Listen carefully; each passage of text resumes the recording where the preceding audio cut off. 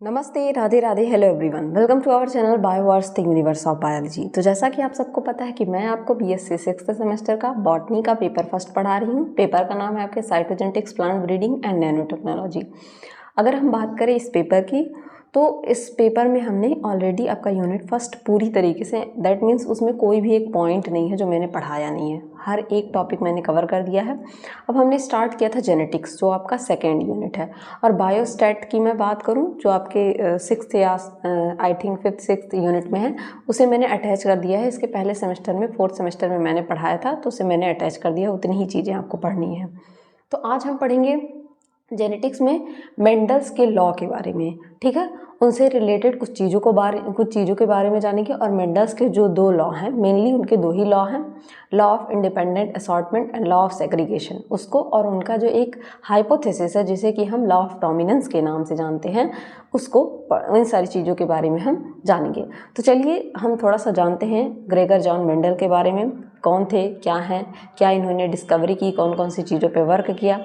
इसके पहले अगर आप चैनल पर पहली बार आए हैं, वीडियो को पहली बार देख रहे हैं, तो चैनल को लाइक से सब्सक्राइब जरूर कर लें और नोटिफिकेशन ऑन कर लें, ताकि सारे नोटिफिकेशन आप तक सबसे पहले पहुंचे। तो चलिए स्टार्ट करते हैं। अगर हम बात करते हैं, पढ़ना क्या है आपको, जो आपका टॉपिक है उसमें principle of Mendel's inheritance theory, उसमें आपको ये चीज़ पढ़नी है, ठीक है। तो सबसे पहले हम जानेंगे हु इज़ मेंडल, मेंडल कौन थे, ठीक है। तो मेंडल का जो पूरा नाम था उन्हें हम कहते हैं ग्रेगर जॉन मेंडल, ठीक है। ग्रेगर जॉन मेंडल के नाम से जानते हैं। अगर इनकी बर्थ की बात करें हम, तो इनका बर्थ जो है 1822 में हुआ था। 1822 में ऑस्ट्रिया के ब्रून नामक एक सिटी में हुआ था। ऑस्ट्रिया एक कंट्री है जिसके ब्रून नामक सिटी में हुआ था, और इनकी डेथ 1884 में हुई थी, ठीक है। इतने टाइम तक इनकी पूरी लाइफ टाइम थी, जिसमें इन्होंने एज अ फादर वर्क किया था, एक चर्च में प्रीस्ट की तरह इन्होंने वर्क किया था, ठीक है। बाद में इन्होंने अपनी वहीं पे डिस्कवरी स्टार्ट की, वहीं पे अपनी थियरी स्टार्ट की, ठीक है। तो इनको फादर ऑफ जेनेटिक्स भी कहा जाता है। तो हमेशा पूछा जाता है who is the father of genetics, तो आपको पता होना चाहिए Gregor John Mendel is the father of genetics. इनको जेनेटिक्स का फादर कहा जाता है, यहाँ से भी क्वेश्चन बन जाता है, ठीक है।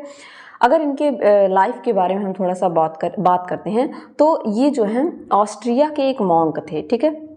मॉन्क मतलब होता है जैसे साधु हमारे यहाँ होते हैं, ठीक है, उसी तरीके से मॉन्क्स होते हैं, जो मतलब मॉन्क्स उनको कह सकते हैं, एक तरीके से भिक्षु आप कह सकते हैं। मॉन्क जो अपनी शादी वगैरह नहीं करते हैं, एक भिक्षु की तरह जीवन अपना व्यापन करते हैं, उनको मॉन्क कहते हैं।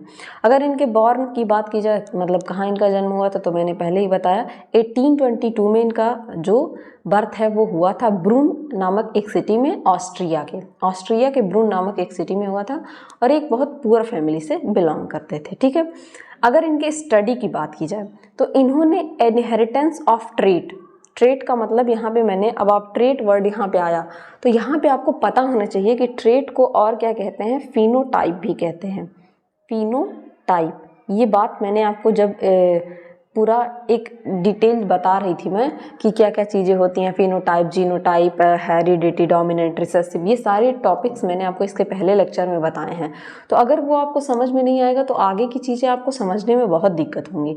तो यहाँ पे इन्होंने क्या किया, इनहेरिटेंस ऑफ ट्रेट, यानी कि फिनोटाइप या ट्रेट का जो इनहेरिटेंस है, इनहेरिटेंस का मतलब होता है ट्रांसफ़र किसका, कैरेक्टर्स का, कहाँ पे, एक जनरेशन से दूसरे जनरेशन में। जैसे हमारे मदर फादर से हमारे अंदर कैरेक्टर्स आते हैं, तो क्या हो रहा है, इनहेरिटेंस हो रहा है ट्रेट्स का, कैरेक्टर्स का, फिनोटाइप्स का, ठीक है, या जीनोटाइप्स का भी। तो ट्रेट्स में आपके दोनों आ जाएंगे, फिनोटाइप, जीनोटाइप। बेसिकली फिनोटाइप को कहा जाता है। और किसके ऊपर, गार्डन पी का मतलब, जो आप मटर आप सब खाते होंगे, इस समय तो सीज़न भी है आपका मटर का, ठंडी वाला, ठीक है, जिसे कि हम पाइसम सटाइवम के नाम से भी जानते हैं, जो इसका क्या नाम है, बॉटनिकल नेम है, पाइसम सटाइवम, ठीक है। तो पाइसम सटाइवम जो है, इन्होंने इस पे इनहेरिटेंस ऑफ ट्रेट, इस पे इन्होंने वर्क किया। इन्होंने अपनी एक बुक भी पब्लिश की, ठीक है, जिसको कि क्या कहते हैं, थियरी इन 1866। इनके बुक का नाम था experiments on plant hybrids, plant के हाइब्रिड का मतलब क्या होता है, किसी एक प्लांट का अच्छा कैरेक्टर लेके किसी और प्लांट का अच्छा कैरेक्टर लेके उसका बना देना नया कैरेक्टर, ठीक है। जैसे म्यूल, ठीक है, हॉर्स और किसको, गधे को मिला के क्या बनाया गया है, म्यूल बनाया गया, जिसे खच्चर आप कहते हैं, ठीक है। वो क्या है, एक हाइब्रिड एनिमल है। उसी तरीके से इनका क्या था, एक्सपेरिमेंट्स ऑन प्लांट हाइब्रिड, ये बुक की नाम थी, ठीक है। अगर मेंडल के हम डिस्कवरी की बात, इस एक्सपेरिमेंट की बात करें तो उन्होंने ये एक्सपेरिमेंट 1866 में किया था, ठीक है। 1866 में उन्होंने अपना ये पब्लिश किया था और 1866 में इन्होंने पब्लिश किया ये चीज़, और 1884 में इनकी क्या हो गई, 1884 में इनकी डेथ हो गई, ठीक है। इनके डेथ के, ठीक है, आप अगर यहाँ से कैलकुलेट करें तो इनके डेथ के कितने 26 ईयर्स तक, ठीक है, 26 ईयर्स तक किसी को ये पता ही नहीं था कि मेंडल ने कुछ डिस्कवरी की है। ऐसा इसलिए कि उस टाइम पे जो ये टाइम पीरियड था 1866 वगैरह का या 1884 का, उस टाइम पीरियड पे जब इनकी डेथ हो गई और जब इन्होंने अपने पेपर को पब्लिश किया, यानी कि उस टाइम पे इतना ज़्यादा लोग प्रचार प्रसार इस चीज़ का नहीं था, इतने ज़्यादा पेपर्स पब्लिश नहीं होते हैं।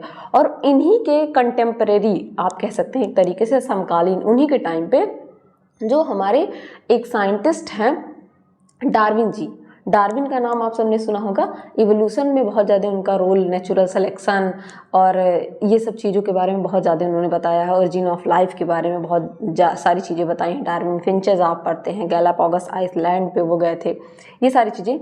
तो उस टाइम पे क्या था कि जो इवोल्यूशनरिस्ट थे, जो इवोल्यूशन पे ज़्यादा वर्क कर रहे थे, उनका प्रभाव ज़्यादा था, जिसकी वजह से इनकी वर्क को रिकॉग्नाइज नहीं किया गया। इनके डेथ के, मेंडल जी के डेथ के 26 अप्रॉक्सीमेटली कह सकते हैं आप, 26 ईयर के बाद, ठीक है, 26 ईयर के बाद तीन साइंटिस्ट हुए 1900 में, और उन्होंने इंडिपेंडेंटली, मतलब ये तीनों साइंटिस्ट एक दूसरे को जान नहीं रहे हैं, ठीक है, कि कौन क्या है, कौन किस चीज़ पे वर्क कर रहा है। इन तीनों ने इंडिपेंडेंटली वर्क किया और जब इनका रिजल्ट इन्होंने पाया तो इन्होंने देखा कि ये जो काम हम आज कर रहे हैं वो मेंडल पहले ही कर चुके हैं और इसको बता चुके हैं, ठीक है। और वो साइंटिस्ट थे आपके ह्यूगो डू ब्रीज, जिन्होंने जो हॉलैंड के निवासी थे, और दूसरे साइंटिस्ट आपके थे कार्ल कोरेंस, ठीक है। कार्ल कोरेंस की अगर हम बात करें तो ये जर्मनी के साइंटिस्ट थे, और एरिक सेरमार्क, ठीक है, ये ऑस्ट्रिया के साइंटिस्ट थे। इन तीनों ने इंडिपेंडेंटली वर्क किया और बताया कि जिन चीज़ों की डिस्कवरी हम 1900 में कर रहे हैं, तो आज के 26 ईयर पहले ही इन चीज़ों के बारे में हमारे मेंडल जी जो थे वो बता चुके हैं कि ये सारी चीज़ें 1866 में इन्होंने बताया। तो उसके पहले ही 26-30 ईयर अप्रॉक्सीमेटली आप मान सकते हैं, उसके पहले इन्होंने ये सारी चीज़ें बता रखी थी कि ये एक्सपेरिमेंट ऐसे होते हैं, क्या होते हैं। अब इनके एक्सपेरिमेंट्स के बारे में हम जानेंगे थोड़ा सा। लेकिन मेंडल से पहले भी कुछ प्री मेंडेलियन, मतलब मेंडल से पहले भी कुछ लोगों ने एक्सपेरिमेंट किया था, ठीक है, उनके बारे में भी हम जानते हैं, जिन्हें हाइब्रिडाइजेशन एक्सपेरिमेंट्स कहते हैं। ग्रेगर जॉन मेंडल पहले ऐसे पर्सन नहीं थे, फर्स्ट पर्सन ऐसे नहीं थे कि जिन्होंने हाइब्रिडाइजेशन एक्सपेरिमेंट, EXP का मतलब होगा यहाँ पे एक्सपेरिमेंट, ये पहले ऐसे पर्सन नहीं थे जिन्होंने एक्सपेरिमेंट कंडक्ट किया था, ठीक है। इनसे पहले एक साइंटिस्ट थे जोसेफ कॉलर्यूटर, 1733 से लेके 1806, यानी कि जब मेंडल का बर्थ भी नहीं हुआ था उसके पहले ही जोसेफ कॉलर्यूटर नाम के एक जर्मन बॉटनिस्ट थे, और इन्होंने हाइब्रिडाइजेशन पे एक एक्सपेरिमेंट किया था, किस पे, टोबैको प्लांट पे। इन्होंने ये अपना हाइब्रिडाइजेशन वाला एक्सपेरिमेंट टोबैको प्लांट पे दिया था। कॉलर्यूटर के अकॉर्डिंग अगर हम बात करते हैं तो ये क्या कहते हैं कि hybrid are more diverse than parents. इन्होंने बताया कि जो हाइब्रिड प्लांट्स होते हैं उनमें डाइवर्सिटी, कैरेक्टर्स की डाइवर्सिटी, यानी कि मान लीजिए जो नॉर्मल पेरेंट्स से हो रहा है, ठीक है, नॉर्मल एक मेल एक फीमेल से जो हो रहे हैं, उनके अंदर जो कैरेक्टर पाए जाएंगे उसके कंपैरिजन में जो एक आप हाइब्रिड लेंगे, कोई डिफरेंट पार्टनर्स को लेंगे, उनके कैरेक्टर क्या होंगे, ज़्यादा अच्छे होंगे, डाइवर्स होंगे, ठीक है। ये बात कहीं ना कहीं सच भी है कि देखिए जो हमारे आप मैरिज में ही देख लीजिए कि जो हमारे रिलेटिव्स में मैरिज होता है वो कहीं ना कहीं हमारे लिए उतना ज़्यादा बेनिफिशियल नहीं होता है अगर हम अपना जो मैरिज सिस्टम है उसको थोड़ा दूर, जो हमसे रिलेटेड नहीं है उनसे अगर हम शादी करते हैं तो उसके रिजल्ट्स अच्छे होते हैं, ठीक है। जो मतलब सेम उसमें मैरिज कर लेते हैं सेम फैमिलीज़ में, जैसे आपके बहुत सारे ऐसे रिलीजन्स हैं जहाँ सेम फैमिलीज़ में मैरिज हो जाती है, वहाँ पे क्या होता है कि वहाँ पे डाइवर्सिटी नहीं पाई जाती, वहाँ जेनेटिक डिसऑर्डर्स के ज़्यादा चांसेस होते हैं। ठीक है, कुछ अदर मेंडल के अलावा भी थे जिन्होंने डिस्कवरी की, जैसे कि बार्टनर 1772 से लेके 1850 तक, नॉर्डिन की बात करें तो 1850 से लेके 1890 तक, कॉट एक साइंटिस्ट थे 1799 में, गॉस 1824 में इन्होंने। अब मेंडल के एक्सपेरिमेंट के बारे में यहाँ पे बताया गया है कि कुल 7 ईयर इन्होंने अपना एक्सपेरिमेंट किया था। ठीक है, 1856 से लेके 1863 तक इतने ईयर 7 ईयर इन्होंने अपने इस एक्सपेरिमेंट में दिए थे। ठीक है, मेंडल के बारे में ये बात मैं आपको पहले ही बता चुकी हूँ। पाइसन्स और टाइवम पे इन्होंने वर्क किया था जिसमें 14 क्रोमोसोम पाए जाते हैं। ठीक है, कितने क्रोमोसोम? 14 क्रोमोसोम, ये भी आपको पता होना चाहिए। ठीक है, इन्होंने अपनी एक बुक पब्लिश की थी वॉल्यूम, जिसको नेचुरल हिस्ट्री सोसाइटी ऑफ ब्रून कहते हैं। ठीक है, टाइटल ऑफ प्लांट क्या था? एक्सपेरिमेंट ऑन प्लांट हाइब्रिडाइजेशन, ये भी मैं आपको बता चुकी हूँ। इनके मेंडल का जो डिस्कवरी थी उसको 1900 तक रिकॉग्नाइज ही नहीं किया गया, किसी को पता ही नहीं चल पाया। जब कार्ल कोरलेंस, ह्यूगो डे व्रीज और सेरमार्क ने अलग अलग इसकी डिस्कवरी की, तब जाके पता चला कि मेंडल नाम के कोई इंसान थे जिन्होंने ये डिस्कवरी की थी जो हम आज कर रहे हैं। ठीक है, तब इनको, लेकिन एक बात अच्छी थी कि इन तीनों साइंटिस्ट ने इनको इस चीज़ का क्रेडिट दिया। ऐसा नहीं है कि उनकी डिस्कवरी को उन्होंने रीडिस्कवर ही आप कह सकते हैं, रीडिस्कवर किया, और ऐसा नहीं है कि अपना नाम दे दिया, उन्होंने मेंडल को दिया ये नाम कि हाँ ये काम मेंडल ने पहले ही किया था। ठीक है, अगर हम मेंडल के लॉज की बात करें, ठीक है, तो मेंडल ने बेसिकली लॉ तो 2 ही दिए हैं। ठीक है, लॉ इन्होंने 2 ही दिए हैं, ये बात हमेशा आप ध्यान रखिएगा। एक इन्होंने हाइपोथेसिस दिया है, जो इनकी हाइपोथेसिस है उसे हम कहते हैं लॉ ऑफ डोमिनेंस। ठीक है, law of dominance. Law of dominance क्या कहता है इसके बारे में हम जानेंगे, लेकिन यहाँ पे ये बात कही जाती है कि जो कैरेक्टर आपका डोमिनेंस, मतलब जो कैरेक्टर ज़्यादा रहेगा वो अपने क्या करेगा, दूसरे कैरेक्टर को दबा देगा, रिसेसिव वाले को क्या करेगा, वो दबा देगा, उसको शो नहीं होने देगा। ठीक है, जबकि इसके कुछ एक्सेप्शन है जिसे आप इनकम्प्लीट डोमिनेंस, को डोमिनेंस के फॉर्म में पढ़ेंगे। किस फॉर्म में? ये आपके सिलेबस में है भी, इनकम्प्लीट डोमिनेंस एंड को डोमिनेंस, इसके फॉर्म में आप इसको पढ़ेंगे। ठीक है, इन्होंने ये बताया। और 2 लॉ इनके कौन कौन से थे? पहला लॉ था इनका लॉ ऑफ सेग्रीगेशन, जो ये कहता है कि अगर आप 2 कैरेक्टर, एक कैपिटल ए ले रहे हैं, ठीक है, स्मॉल ए, कैपिटल बी, स्मॉल बी, ठीक है, ये 2 कैरेक्टर आपस में कभी ब्लेंड नहीं होंगे। ब्लेंड का मतलब होता है कभी भी मिक्स नहीं होंगे ये कैरेक्टर। ठीक है, यहाँ पे यही कहते हैं, कभी भी ये कैरेक्टर मिक्स नहीं होंगे। इसका भी डेविएशन है, इसका भी एक ड्रॉबैक है कि नॉन डिसजंक्शन एक फंक्शन होता है, नॉन डिसजंक्शन। ठीक है, जिसमें क्या होता है कि कैरेक्टर ब्लेंड कर जाते हैं, मतलब कैरेक्टर मिक्स हो जाते हैं। ठीक है, और तीसरा इन्होंने जो दिया वो था आपका लॉ ऑफ इंडिपेंडेंट असॉर्टमेंट। यहाँ पे लिखा हुआ assortment, law of independent assortment की हम बात करें तो इसे डाई हाइब्रिड क्रॉस के भी नाम से जानते हैं, और लॉ ऑफ सेग्रीगेशन को मोनो हाइब्रिड क्रॉस कहते हैं। मोनो हाइब्रिड क्रॉस का मतलब होता है किसी एक कैरेक्टर को लेके आप क्या करेंगे, ये एक कैरेक्टर हो गया, एक कैरेक्टर, अलग अलग कैरेक्टर्स को लेके क्या करेंगे आप, क्रॉस कराएंगे। लेकिन अगर डाई हाइब्रिड की बात करें तो यहाँ पे capital A, capital B, small b, और फिर यहाँ पे दूसरे कैरेक्टर्स आ जाएंगे, जैसे capital D, capital C, small c, ये 2 कैरेक्टर्स आप लेंगे। ठीक है, तो उसे हम डाई हाइब्रिड, डाई का मतलब होता है 2, मोनो का मतलब होता है सिंगल, हाइब्रिड लेके आप क्रॉस कराएंगे तो उसे मोनो हाइब्रिड, जिसे कि लॉ ऑफ सेग्रीगेशन कहते हैं। 2 कैरेक्टर्स लेके आप कराएंगे तो उन्हें डाई हाइब्रिड क्रॉस कहते हैं, या law of independent assortment. Law of independent assortment ये कहता है कि कोई भी कैरेक्टर इंडिपेंडेंटली असॉर्ट होते हैं, मतलब अगर आप उनको साथ ले रहे हैं तो आप वो इंडिपेंडेंटली ही अलग अलग अपना कैरेक्टर शो करेंगे। डिटेल में आप इसको पढ़ेंगे। उससे पहले कुछ और बातें जान लेते हैं, जैसे कि मेंडल ने चूज किया था पी को, क्यों उन्होंने पी प्लांट को ही चूज किया। ठीक है, कोई आपसे पूछ ले क्या जरूरत थी मेंडल को पी प्लांट चूज करने की, तो उसके कुछ कारण थे, जैसे कि इसके पास वेल डिफाइंड डिस्क्रीट, डिस्क्रीट का मतलब होता है डिफरेंट, मतलब अलग अलग, कई सारे अलग अलग इसके पास कैरेक्टर थे। अभी आप देखेंगे इन्होंने 7 कैरेक्टर्स लिए थे पी प्लांट के, वो भी आप जानेंगे कि कौन से 7 कैरेक्टर्स लिए थे। तो मेंडल ने इसे इसलिए चूज किया क्योंकि इसके पास अलग अलग 7 टाइप्स, मतलब कई तरीके के डिफरेंट कैरेक्टर थे, और ये बाइसेक्सुअल फ्लावर था। ठीक है, बाइसेक्सुअल फ्लावर था, मेल फीमेल आपका सेम उस प्लांट में था, कोई देखने की जरूरत नहीं है कि मेल को लाओ फीमेल को लाओ, सेम प्लांट्स में है। ठीक है, सेल्फ फर्टिलाइजेशन पाया जा रहा था, सेम प्लांट में था तो सेल्फ फर्टिलाइजेशन था, ठीक है। हाइब्रिडाइजेशन इसमें इजी था कराना, ठीक है, हाइब्रिडाइजेशन बहुत ज़्यादा इजी था। और सबसे बड़ी बात, इसकी लाइफ स्पैन, मतलब किसी भी एक्सपेरिमेंट को आप परफॉर्म करते हैं तो आप अगर आपका इरादा है आगे साइंटिस्ट बनने का, तो आप हमेशा ध्यान रखते हैं कि हम कोई मैं ऐसी चीज़ लूँ जो ईजिली अवेलेबल हो, ठीक है। ईजिली अवेलेबल हो तो आपके करने के लिए क्या हो जाएगी, बहुत आसान हो जाएगी। तो ये कल्टीवेट करने में इजी था, यानी कि उगाने में बहुत इजी था। वो एक चर्च में वर्क करते थे एज अ मॉन्क, तो उनके लिए इजी था कि वहाँ के गार्डन में वो पी को, जो पाइसन सटाइवम था, उसको वो उगा सकें, ठीक है, मटर को, स्वीट पी, गार्डन पी को वो उगा सकें। और इसकी लाइफ स्पैन मतलब 6 मंथ का होता है लाइफ स्पैन।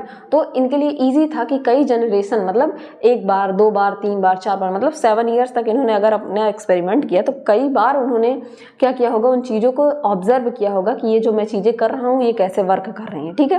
तो ये चीज़ें थी। बात करें, इन्होंने 7 कैरेक्टर्स लिए जो डिस्क्रीट डिफरेंट कैरेक्टर्स। उन्होंने जो मटर था, पी था, उसके 7 कैरेक्टर्स लिए। अगर उन 7 कैरेक्टर्स की हम बात करें तो उन 7 कैरेक्टर्स में जो आपका आता है, पहला आता है 4 चीज़ें उन्होंने ली। सीड लिया उसका, पॉड लिया, फ्लावर लिया और स्टेम लिया। अब उसमें अलग अलग चीज़ों को, कैरेक्टर्स को लिया। जैसे अगर इन्होंने सीड लिया तो सीड के 2 कैरेक्टर्स को लिया। पहला सीड के शेप पर वर्क किया, दूसरा सीड के कलर पर वर्क किया, ठीक है। अगर सीड के शेप और उसकी बात करें कलर की, तो उसमें 2 कैरेक्टर थे। एक कैरेक्टर डोमिनेंट था, जो डोमिनेंटली कैरेक्टर शो कर रहा था, दूसरा रिसेसिव था। डोमिनेंट रिसेसिव क्या होता है, ये बातें मैं आपको बता चुकी हूँ। Dominant homozygote, that means capital A, और heterozygote, that means capital A small, ये दोनों हो सकता है। और रिसेसिव केवल आपका स्मॉल ही हो सकता है, स्मॉल ही रहेंगे, होमोजाइगोट रिसेसिव, ठीक है। तो अगर हम सीड की बात करते हैं तो सीड में इन्होंने 2 कैरेक्टर लिया, शेप और कलर। सीड का शेप लिया और कलर लिया।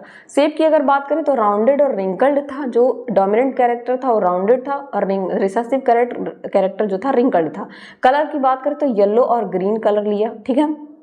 पॉड की अगर हम बात करें, पॉड मीन्स ये जो आपकी फली पाई जाती है जिसमें ये मटर रहते हैं। पॉड में भी इन्होंने पॉड का शेप लिया, किस तरीके से पाया जाता है, और पॉड का कलर। तो पॉड का शेप एक इनफ्लैटेंड चपटा टाइप का था जो डोमिनेंट कैरेक्टर था, एक कॉन्स्ट्रिक्टेड टाइप का था, ठीक है। अगर कलर की बात करें तो एक पॉड का कलर ग्रीन था, दूसरे पॉड का कलर येलो था। देन इन्होंने फ्लावर लिया। फ्लावर में इन्होंने फ्लावर की पोजीशन को देखा, ठीक है, और कलर को देखा। यहाँ पे भी कलर रहेगा। फ्लावर की पोजीशन की बात करें तो डोमिनेंट जो उसका कैरेक्टर था वो एक्सियल था, और टर्मिनल जो था उसका, टर्मिनल पोजीशन पे जो था, जो एक्सियल पोजीशन पे था उसका डोमिनेंट कैरेक्टर था, और एक्सियल पोजीशन टर्मिनल पोजीशन पे जो था वो उसका रेसेसिव कैरेक्टर था, ठीक। कलर की बात करें तो पर्पल कलर का जो फ्लावर था वो डोमिनेंट यानी कि डोमिनेंसी शो कर रहा था, ज़्यादा दिख रहा था, और वाइट कलर के फ्लावर बहुत कम दिख रहे थे। डोमिनेंसी का मतलब क्या है कि वो ज़्यादा दिख रहे थे, और वाइट कलर वाले फ्लावर जो थे वो बहुत कम दिख रहे थे। अगर लेंथ की बात करें तो स्टेम के लेंथ को इन्होंने लिया। स्टेम के लेंथ की अगर हम बात करें तो एक लेंथ था टॉल, जो कि क्या था, ज़्यादा डोमिनेंट था। टॉल प्लांट्स ज़्यादा दिख रहे थे और डॉर्फ वाले कम दिख रहे थे, ठीक है। अगर हम बात करें, कुछ टर्मिनोलॉजी इसमें आएंगी, जैसे कि हाइब्रिड या विगरस या हेटेरोसिस। तो इसका मतलब क्या होता है, तो आप इसे जान लीजिए। अगर हम हाइब्रिड विगर या हेटेरोसिस की बात करें तो F1 जनरेशन जब आप क्रॉस कराएंगे, जैसे 2 कैरेक्टर आपने लिया, कैपिटल ए स्मॉल ए, ठीक है। अब इनका क्या कराना है आप, कैपिटल ए स्मॉल ए हमें मिला, जो ये चीज़ मिलती है उसे हम F1 जनरेशन कहते हैं। F1 जनरेशन क्या होता है, जिसे हम first filial generation of a hybrid obtain from 2 cross between, इसका मतलब है बिटवीन 2 जेनेटिकली डिफरेंट पेरेंट, इसका मतलब है डिफरेंट। आप प्लीज़ इसको समझिएगा, ये मैंने नोट्स अपने बनाए हैं तो मैंने अपने हिसाब से बनाए हैं। तो इन्होंने F1 जनरेशन मिलेगा। F1 जनरेशन का मतलब क्या होता है ये भी जान लीजिए कि 2 कैरेक्टर को कैपिटल B स्मॉल ए ले लीजिए, ठीक है।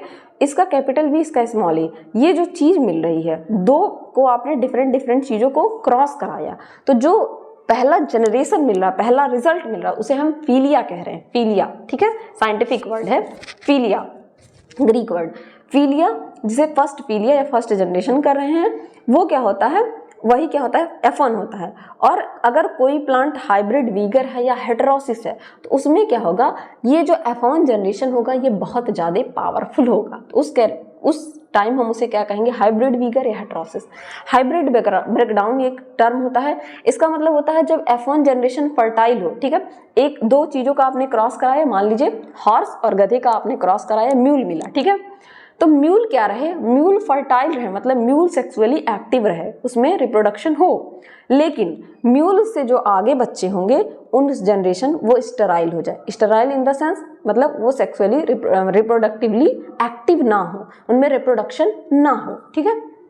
तो ऐसे का जो ऐसे चीज़ों के लिए जो टर्म यूज होता है उसे हम कहते हैं हाइब्रिड ब्रेकडाउन, ठीक है। देन एक आता है पी जनरेशन। पी जनरेशन क्या होता है, organism involve in original cross, मतलब ये और ये जो चीज़ें इन्वॉल्व हो रही हैं इसे हम पी जनरेशंस कहते हैं, पी जनरेशंस, ठीक है, ठीक। F1 जनरेशन आप समझ गए, दो जेनेटिकली डिफरेंट पेरेंट्स को आप क्या कर रहे हैं, हाइब्रिड क्या करा रहे हैं, क्रॉस करा रहे हैं, और उनसे जो रिजल्ट मिल रहा है उसे हम हाइब्रिड F1 जनरेशन कह रहे हैं। प्योर लाइन एक होता है a series of self breeding generation having homozygous genotype.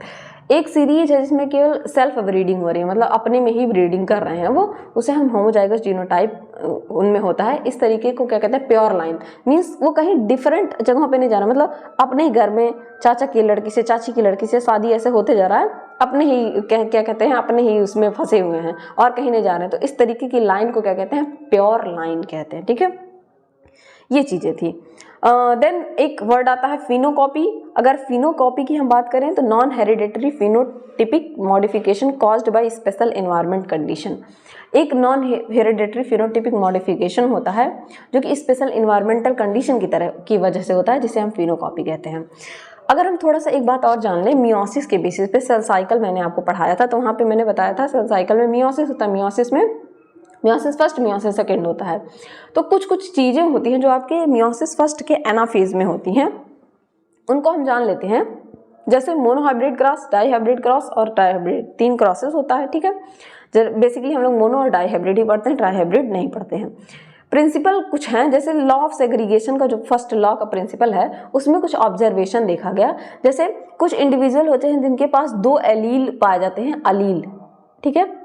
अलील क्या होता है, म्यूटेंट या कॉपी जो होती है उसे हम क्या कहते हैं, अलील कहते हैं।